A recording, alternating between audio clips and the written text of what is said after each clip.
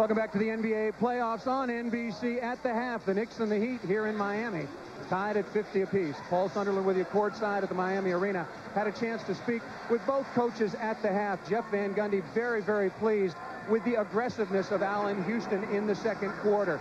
Ran better plays, set better picks, got him going, knocked down shots. Happy with that. He also thought Terry Cummings was a key against Alonzo Mourning in the post defense. As far as Pat Riley and his staff over with Miami, very disappointed. All they talk about is defense, of course, at Miami.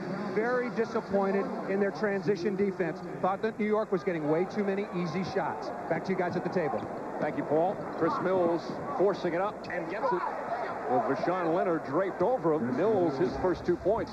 Well, with Rashawn Leonard scoring 21 in the first half, Jeff Van Gundy tried to make him work at the defensive end, but the Knicks have only gone to that, what looks like a mismatch. Mills at about 6'7" against Leonard at a little bit over 6'3", but really Chris Mills unable to respond until that first field goal in the third quarter. Charles Oakley picking up his third foul on that play, so Mourning back to the free throw line, where he's 3 of 4. We asked Jeff Van Gundy about Mourning. He'll tell you that he's played much better this year than last year, under emotional control, less foul trouble than last year. Still has to improve on his free throw numbers. But he is, you can really see over the last several months of the season, Matt, how he has his composure is much better, and his relationship with officials, as we mentioned earlier. Well, Pat Riley challenged him a couple of months ago and said, you're only hurting yourself, getting in trouble with the officials. You're wasting a lot of energy and emotion on getting all upset with the other team and reacting to that. You're hurting yourself and you're hurting our team. Snap out of it. Charlie Ward makes the drive. Ball deflected out of bounds, and it's going to be Heat basketball. And give Alonzo Mourning credit, bouncing back from game one where he was in foul trouble throughout. Only played 8 minutes in that game one. 22 overall. Played 22 minutes in the first half of game two. And a big factor, 17 points, 7 boards, a couple of blocked shots as well. 8 on the shot clock. And a travel. Charles Oakley with the solid post defense, playing with the 3 fouls.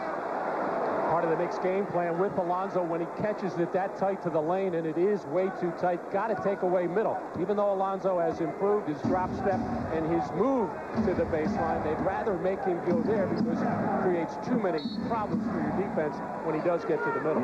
Leonard on a hole, Mills trying to come across the screen. With Oakley playing the post defense, playing center position, playing out of position for months, he's done an incredible job filling in not only Ewing out, but of course Chris Dudley and Buck Williams as well.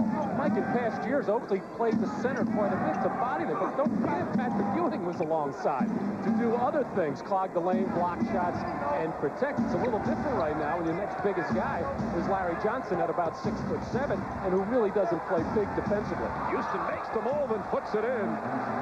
As Marley unable to stay with him again, Marley re-injuring his groin. He's playing with that hernia, and he's hobbled. Houston going right by him after the initial contact. Mourning deep in the post and just dumps it in. You just can't let Alonzo Mourning catch it in the lane now. That's one of, again, those things you say easier said than done.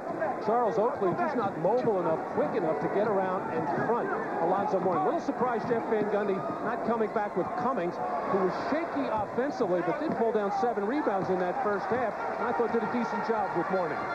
Oakley misfiring. Tied at 54, 2 minutes gone by third quarter.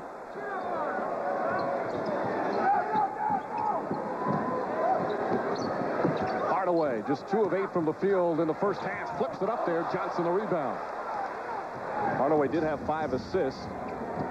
Setting up Mourning quite well. Not looking for his offense as much. Allen Houston, 3-pointer, too long. P.J. Brown the rebound. Oakley knocks it away.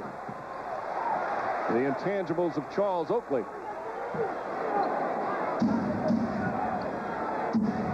Crowd a little quiet. That was not the case at all on Friday night in game 1 where the Heat so effective. Houston. Oakley tries to tip, gets the rebound, puts it up. Battle and Mourning comes away.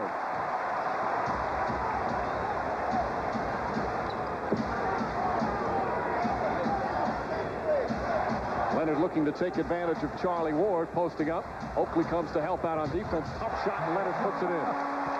Well, Deshaun Leonard has shown the whole repertoire. We know he can shoot from the perimeter, taking the ball more to the basket. I think that's the first time I've seen him post up, having a fabulous offensive game. 23 for Leonard, his career playoff high.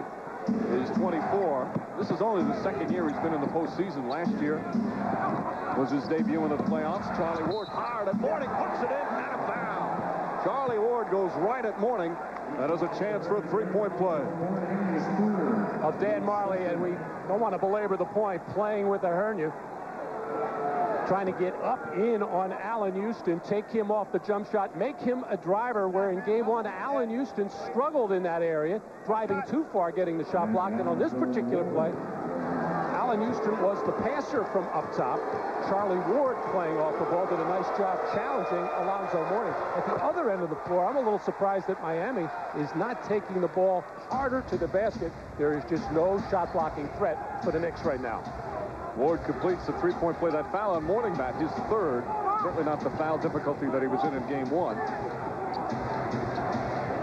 Mills isolated with Hardaway. Hardaway the leaner. Tim Hardaway, tough shot. That's tough cover for Chris Mills. No way he can move the feet and keep Hardaway from penetrating with his ability to cross over, just get low to the ground and get there. And they say the Knicks have no shot blocking today. They haven't had it all year since Patrick Ewing went down. Patrick Ewing is still the leader in block shots for this team as Oakley puts it up, draws the foul. Despite the fact that he injured his wrist back on December 20th, he is the leading shot blocker this season for the Knicks.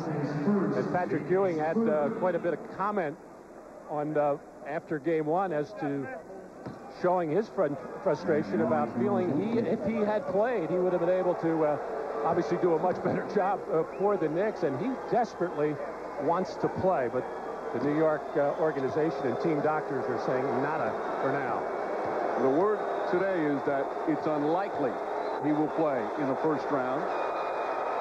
It's not definitely, but unlikely. He has worked so hard with the Knicks strength and conditioning coach, Greg Brittenham. He's in good shape stamina-wise, conditioning-wise, but he still hasn't had the full contact. Hey, his injury was career-threatening when it happened. They're amazed that they're even thinking about putting him back on the floor. And to Patrick Ewing's credit, he is a rehab nut, loves to work out all year long, and took this as a challenge, but I think he wanted to prove the doctors wrong, that he would get back before this season is over. Well, they're amazed at his progress as the Knicks lead by one. They go down low. Mourning on the lob. Oakley playing in front. It's a nice pass from Hardaway. That's just the offensive execution, just too good there. Nothing that the shorter Charles Oakley could do. Could be a little bit more pressure on the ball on the perimeter. Oakley left open, now drives, lost it. Ward making his move. Larry Johnson nails the jumper. Johnson with 15 points. Knicks back up by one. Several lead changes here in the early minutes of the third.